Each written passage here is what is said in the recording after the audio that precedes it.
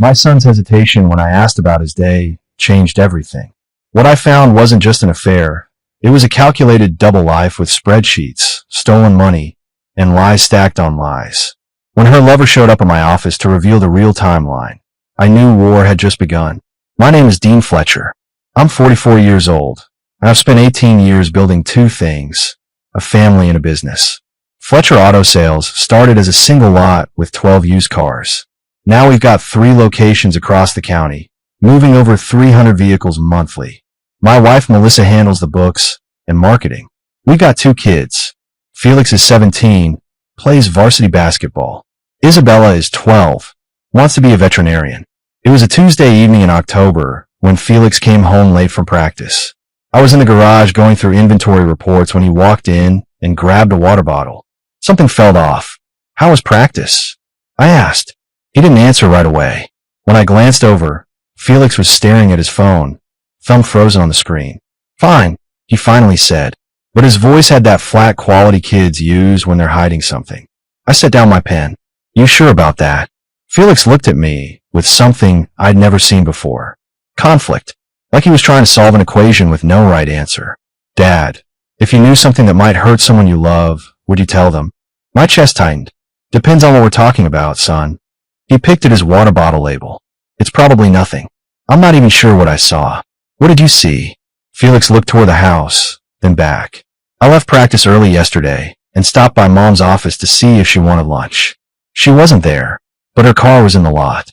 I walked around back by the detailing bay, and I saw her sitting in a black Mercedes from the luxury lot. She wasn't alone. The air felt thicker. Who was she with? Some guy in a suit. They were just talking, but she was laughing. Really laughing. The way she used to laugh at your jokes on road trips. Felix met my eyes. Then she touched his arm, Dad. Not like a business touch. He leaned in close, and she pushed his shoulder playfully. It felt wrong. I wanted to tell him he was reading too much into it.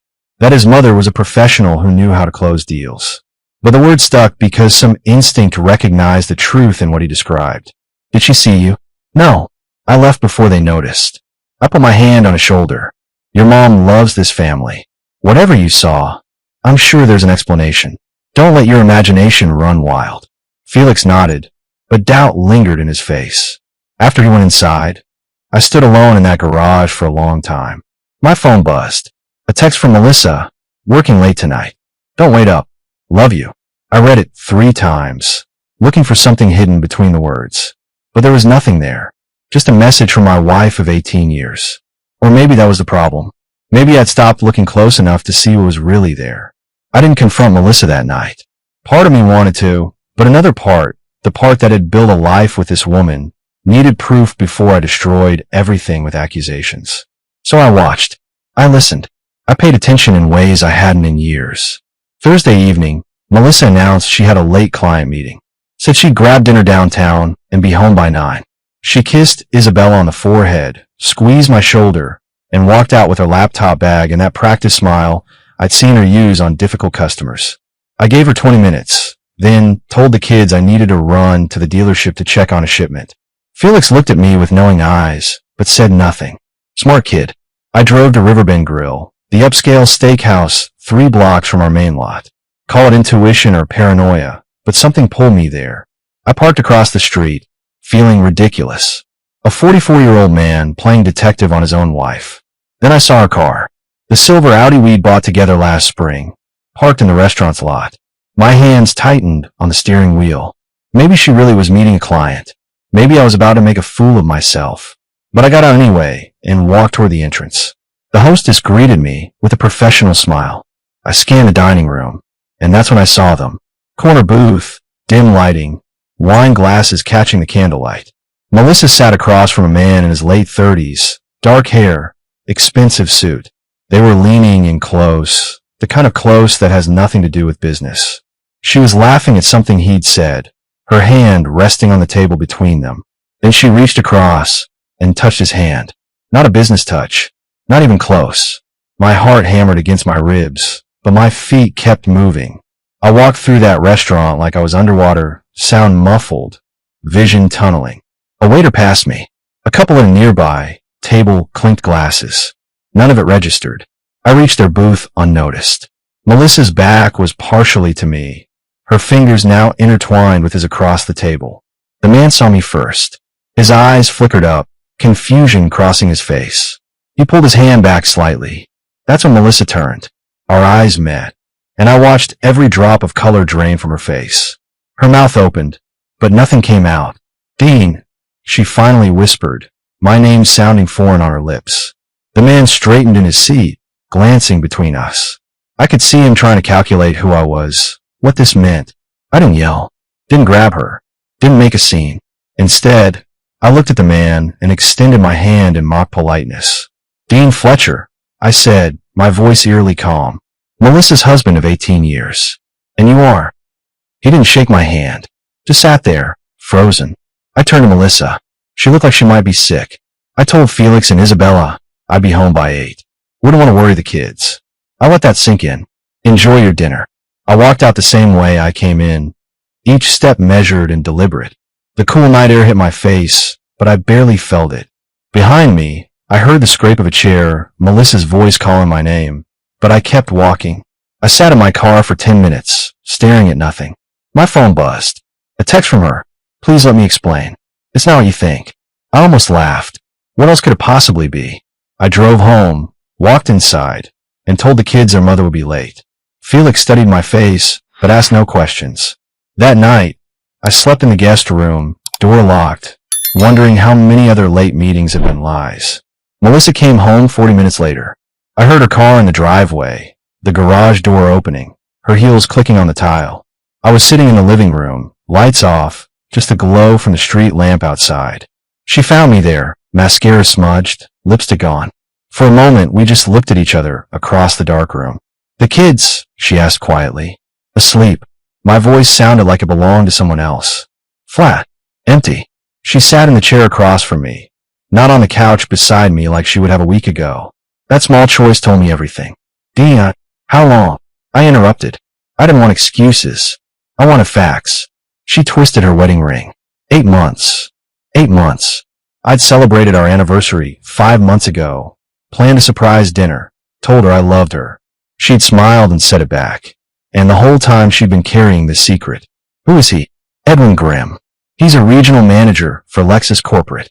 We met at that dealer conference in Phoenix last March. She looked at her hands. It just happened, Dean. I didn't plan it. Nothing just happens, Melissa. You made choices. 8 months of choices. A tear rolled down her cheek. You don't understand the pressure I've been under. The business, the kids. You're always so focused on expansion and numbers. When was the last time you looked at me? Really looked at me? I stood up, anger finally breaking through. Don't you dare make this about me, not paying enough attention. You want to know when I last really looked at you? Every morning when I made you coffee. Every night when I asked about your day. I looked. You just stopped seeing me. That's not fair. Fair. I laughed bitterly. You've been sleeping with another man for 8 months while I've been building a future for our family. Don't talk to me about fair. She stood too, defensive now. I tried to end it. Multiple times. But he makes me feel things I haven't felt in years. Then maybe you should be with him. I said coldly. Because I'm done being the convenient husband while you figure out what you want. Her eyes widened. Dean, no. I love you. I love our family. You love the idea of our family. The comfortable life, the successful business, the nice house. But love? Real love doesn't sneak around for 8 months. I walked toward the stairs, then stopped. I want you out of here tomorrow.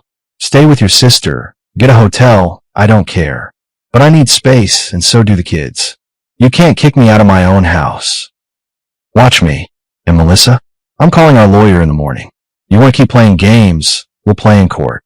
I went upstairs, locked myself in the guest room, and for the first time since I found them together, I let myself break.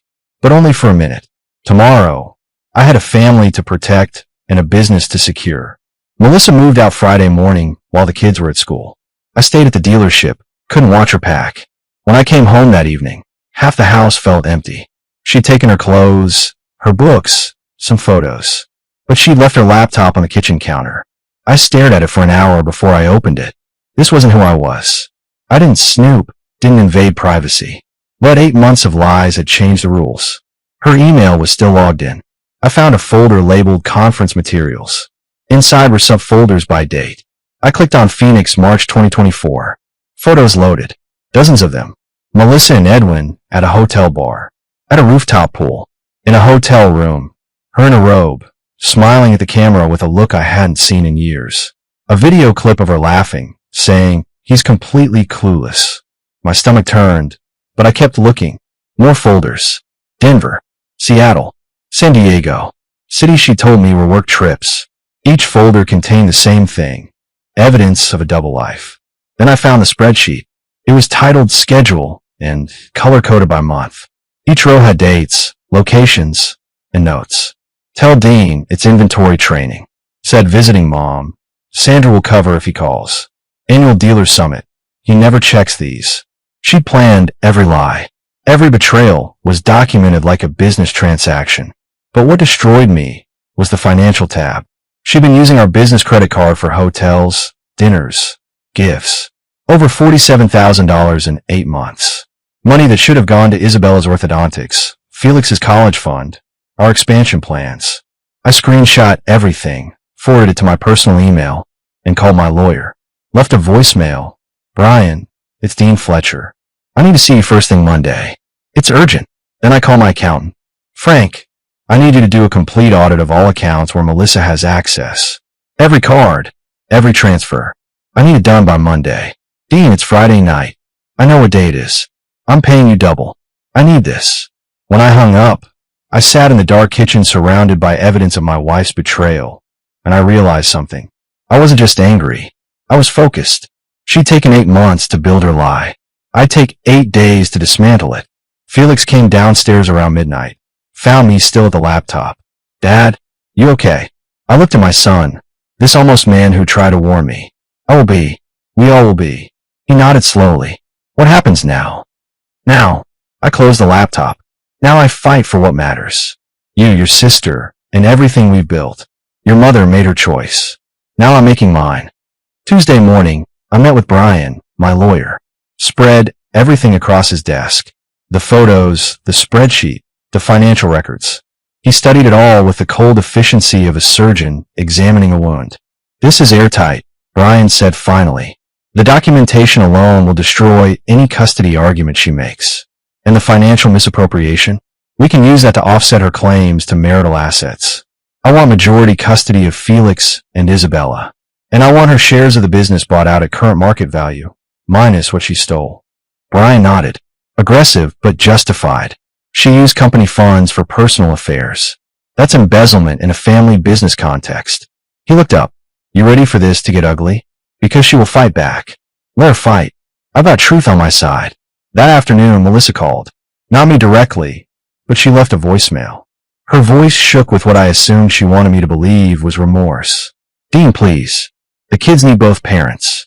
I made a mistake, but don't punish Felix and Isabella for my failure. We can work through this. Marriage counseling, therapy, whatever it takes. Just don't do this to our family."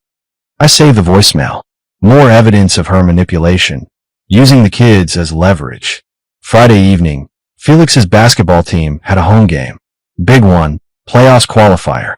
I sat in the bleachers with Isabella beside me, watching my son drain 3-pointers like his life depended on it. Halfway through the second quarter, Melissa walked in. She wasn't alone.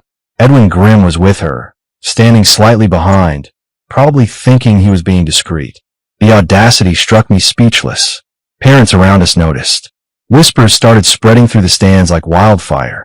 Carol Henderson, whose daughter was in Isabella's class, leaned over. "Is that the woman from the dealership?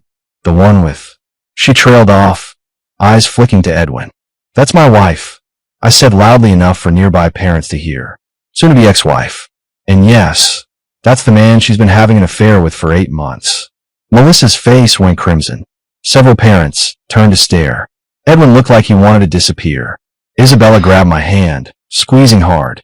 "Dad," she whispered. "Everyone's looking. Let them look, sweetheart. Truth doesn't hide in shadows."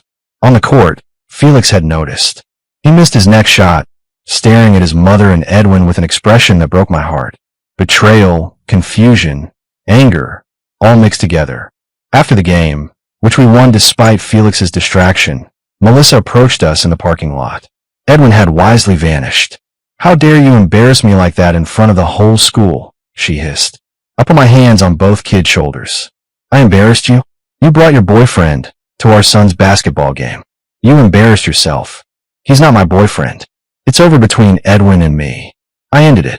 Felix laughed, bitter and sharp. Yeah, because you got caught, Mom. Not because it was wrong. Melissa's eyes filled with tears. Felix, please understand. Your father and we've been drifting apart for years. Don't. I interrupted. Don't try to rewrite history to make yourself the victim. You made choices. Own them. I guided the kids toward our car. Melissa called after us, but none of us turned around. In the rearview mirror, I watched her stand alone in that parking lot. And for the first time, I felt nothing. Not anger, not sadness, just relief that we were moving forward without her. The divorce papers were served Monday morning. Melissa called me 17 times in 2 hours. I didn't answer. Instead, I focused on what mattered, protecting the kids and securing the business. But Wednesday brought a surprise. Edwin Grimm showed up at my dealership, walked right into my office like he had an appointment. What the hell are you doing here? I stood, ready to throw him out physically if necessary. He raised his hands. I'm not here to cause trouble. I'm here because you deserve to know the truth. I know the truth. You've been sleeping with my wife for 8 months. Longer than that, he said quietly. Almost 2 years. The room tilted. What? Edwin sat down uninvited. Melissa told you 8 months because that's when I found out she was married. Before that, she said she was divorced, that her ex was out of the picture. She showed me photos of Felix and Isabella, said she had full custody. My jaw clenched. You expect me to believe you didn't know? Check my phone records. March was when I first called your dealership, asking for her. That's when your receptionist mentioned Mrs. Fletcher, and I realized I'd been lied to. He pulled out his phone, showed me texts. I confronted her. She begged me not to end it, said her marriage was dead anyway, that she was planning to leave you. I read the texts. They supported his story. Worse, they showed Melissa planning her lies, strategizing how to keep both of us. Why are you telling me this? Edwin met my eyes. Because when I ended things last week, she threatened me. Said if I didn't support her in the divorce, she'd claim I forced myself on her. That I manipulated her. He handed me a flash drive. This is everything. All our communications. Recordings of conversations where she admitted lying to both of us. I'm not a homewrecker, Mr. Fletcher. I'm another victim of your wife's games. After he left, I sat alone, staring at that flash drive. 2 years. She'd been lying for 2 years. Every anniversary, every family vacation, every I love you had been contaminated with deception. I called Brian. The timeline just got longer. 2 years, not 8 months. And I have evidence that she threatened her lover when he tried to end it. That changes everything, Brian said. Character assassination, coercion, extended fraud. Dean, we just went from a strong case to an unbeatable one. That night, I told Felix and Isabella the truth. Not the details, but the scope. Their mother had been lying longer than they knew. Felix's response cut deep. I feel like I don't even know her anymore. Isabella cried into my shoulder. Why would she do this to us? I held them both, these kids who deserve better. Sometimes people make choices we'll never understand. But what matters now is that we're together, and we're going to be okay. Later, alone in my room, I finally let myself acknowledge the full weight of it. 2 years of my life, stolen by someone I trusted completely. But I wasn't broken. I was forged harder. And tomorrow, I'd use that strength to build something better. I've been avoiding this conversation for 2 weeks, but it couldn't wait any longer. Sunday dinner at my parents' house had been a tradition for 20 years. Missing it would raise questions I wasn't ready to answer over the phone. I brought Felix and Isabella. Didn't tell my parents about Melissa's absence until we were sitting at the table. Pot roast going cold while I explained why their daughter-in-law wouldn't be joining us anymore. My father, Robert Fletcher, built the first dealership from nothing. Tough as nails, old school values. He set down his fork carefully when I told him about the affair, the lies, the stolen money. 2 years. His voice was quiet, dangerous. She stole from the family business for 2 years. And lied to everyone. I confirmed. Used company funds for hotels, gifts, trips. $47,000. My mother, Catherine, pressed her napkin to her mouth. Those poor babies. Felix, Isabella, I'm so sorry you're going through this. Felix shrugged, trying to look tough. We're okay, Grandma. Dad stood up, walked to the window, hands clasped behind his back. What's your plan, son? Full custody. Buy her out of the business at market value minus what she embezzled. Move forward. He turned around. You need help? Financial, legal, anything. I've got it handled, but I need something else. I looked at both parents. I need you to be there for Felix and Isabella. They're going to have questions I can't answer. About why people cheat, why marriages fail, why their mother chose this path. Mom came around the table, hugged both kids. We're not going anywhere. You're Fletchers. We take care of our own. Later, while Isabella helped Mom with dishes, Dad pulled me onto the back porch. You holding up all right? Some days better than others. Your mother wants to call Melissa. Give her a piece of her mind. Don't. It won't change anything. Dad nodded slowly. You're handling this better than I would have. I'd have burned everything down. He paused. But that's why you're running 3 dealerships, and I only built one. You think before you act. I wanted to burn it down, I admitted. Still do sometimes. But Felix and Isabella are watching. I need to show them that men handle problems with strength and dignity, not rage. You're a good father, Dean. Better than she deserved as a husband. That Wednesday, Melissa's parents requested a meeting. I agreed. Neutral territory, coffee shop downtown. Harold and Joyce Bennett had always been kind to me, treated me like a son. This conversation would hurt them as much as anyone. They arrived looking older than I remembered. Harold's hand shook slightly as he ordered coffee. Dean, Joyce started, voice trembling. Melissa told us her version. Now I want to hear yours. I laid it out. Everything. The timeline, the evidence, the money. Watched their faces crumble as each revelation hit. We raised her better than this, Harold said finally. I don't understand where we went wrong. You didn't go wrong. Melissa made her own choices. Adult choices with adult consequences. Joyce wiped her eyes. The kids. Can we still see them? Of course. You're their grandparents. This divorce is between Melissa and me, not you and them. Harold reached across the table, gripped my hand. Thank you for being decent about this, for not poisoning them against their mother, even though you'd have every right. I'm not doing it for Melissa. I'm doing it for Felix and Isabella. They don't need more adults acting like children. As I drove home, I realized something. I wasn't just surviving this. I was setting a standard. For my kids, for myself, for what it meant to face betrayal with your head up and your integrity intact. The custody hearing arrived faster than expected. Brian had warned me it would be brutal. Melissa's lawyer, a shark named Richard Vance, would try to paint me as controlling, cold, the reason she strayed. I wore my best suit, sat straight, answered every question honestly. Vance started gentle. Mr. Fletcher, would you say you're an attentive husband? I was. Made breakfast, planned anniversaries, supported her career, and yet your wife felt neglected enough to seek comfort elsewhere. Doesn't that suggest some failure on your part? Brian objected. The judge sustained it, but the seed was planted. Then came Melissa's testimony. She cried on cue, talked about feeling invisible, about my focus on business over family, about Edwin making her feel valued. I'm not proud of what I did, she said, dabbing her eyes. But I was drowning, and Dean never noticed.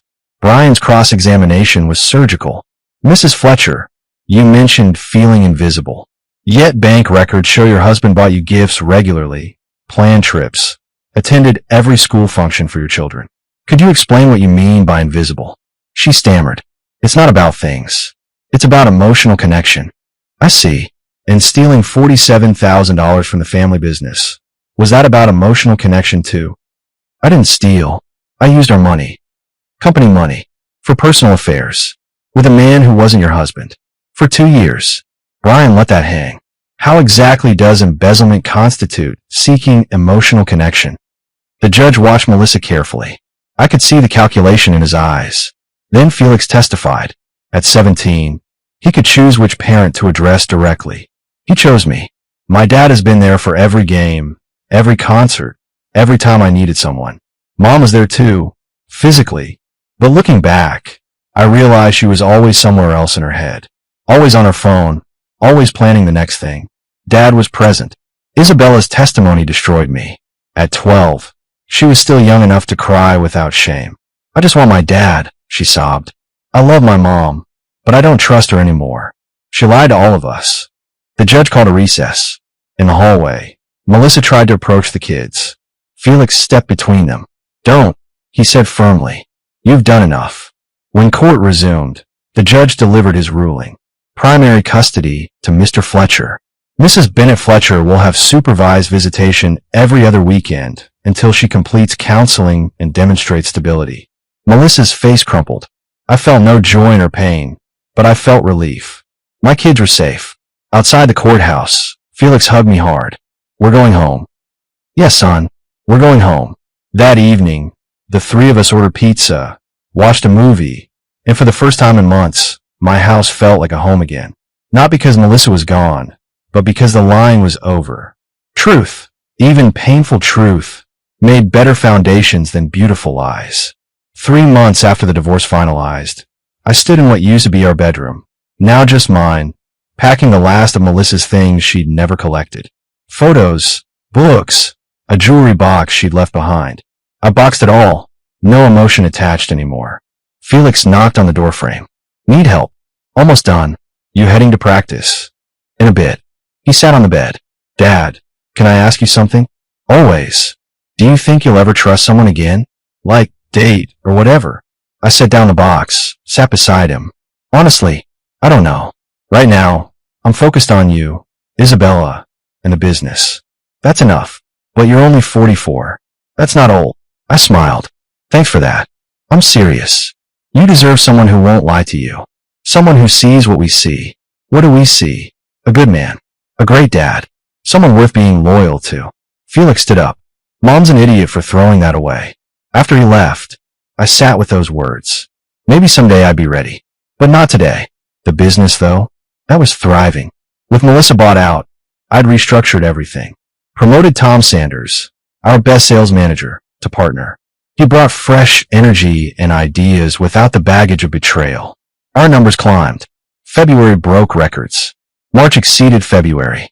By April, we'd expanded into a 4th location. My father visited the new lot opening day. Walked through, nodding approval. You've done good, son. Built something real here.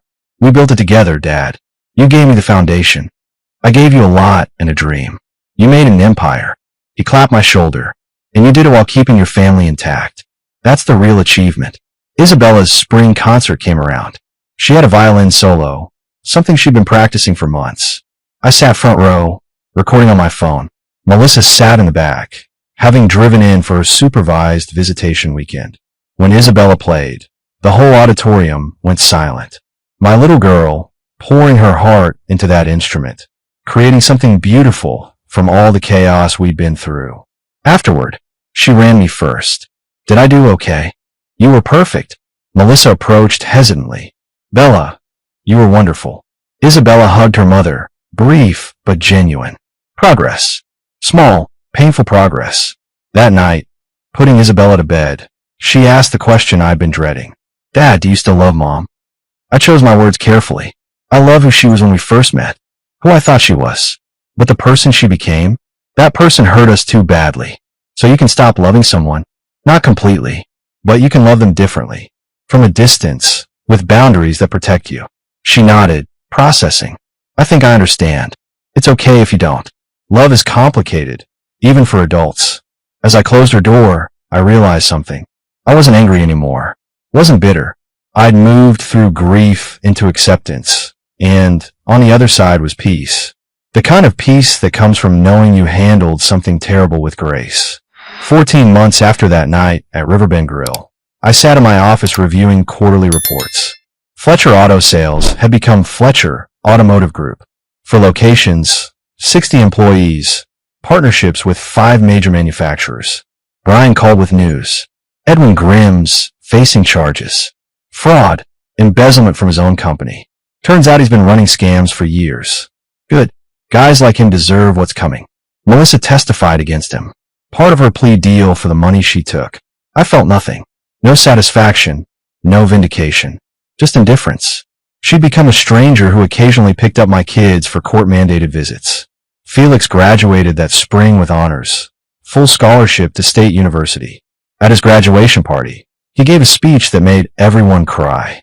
I want to thank my dad for showing me what real strength looks like.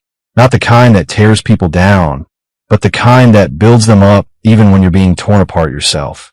Dad, you taught me that being a man means having integrity when it costs you everything. I hope I can be half the man you are. I hugged my son, this almost man, and felt pride that had nothing to do with grades or scholarships. He'd learned the lessons that mattered. Isabella was thriving too, made the honor roll, joined the debate team, talked about becoming a lawyer instead of a veterinarian. Someone's got to stand up for people who get lied to, she said with a fierce determination that reminded me of my mother. My parents remained involved. Sunday dinners still happening, now with Tom and his family joining us. We'd built something bigger than blood, a chosen family based on loyalty and trust. Melissa's parents, Harold and Joyce, stayed close with the kids. I never badmouthed her to them, never made them choose sides. They appreciated that, told me repeatedly I was handling the situation with more grace than they'd have managed. One Saturday in June, I was at the main lot when a woman came in looking at SUVs. Professional, confident, asking smart questions. Our sales guy was struggling to keep up. I stepped in. Mind if I help? She smiled. Please. I've been researching for weeks, and now I'm paralyzed by choices. We talked for an hour, not just about cars, but about life, careers, the challenges of balancing everything.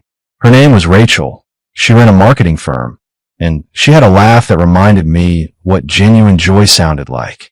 When she bought the SUV, she handed me her business card. If you ever need marketing help, give me a call. I looked at the card, then at her. What if I call for other reasons? She smiled. I'd like that. I didn't call right away. Waited 2 weeks, made sure I was ready. But when I did, we met for coffee, then dinner, then more dinners. Nothing rushed, nothing forced.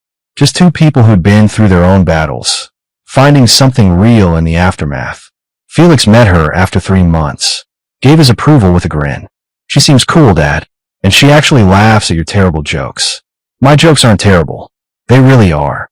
That summer, standing on the deck of our house with Felix heading to college in the fall, Isabella starting high school, and Rachel coming over for dinner with her own kids, I realized something profound. Melissa hadn't destroyed my life. She destroyed a version of it built on lies. What I'd built in its place on truth and hard choices and refusal to be broken, that was stronger than anything we'd ever had. The business was thriving. My kids were happy, healthy, honest. I'd learned I could survive betrayal and come out better for it. Some mornings, I still thought about that night at the restaurant, walking up to their table, seeing her hand in his. But now, instead of pain, I felt gratitude, because that moment, as terrible as it was, had freed me to build something real. And real, I'd learned, was worth more than comfortable lies ever could be.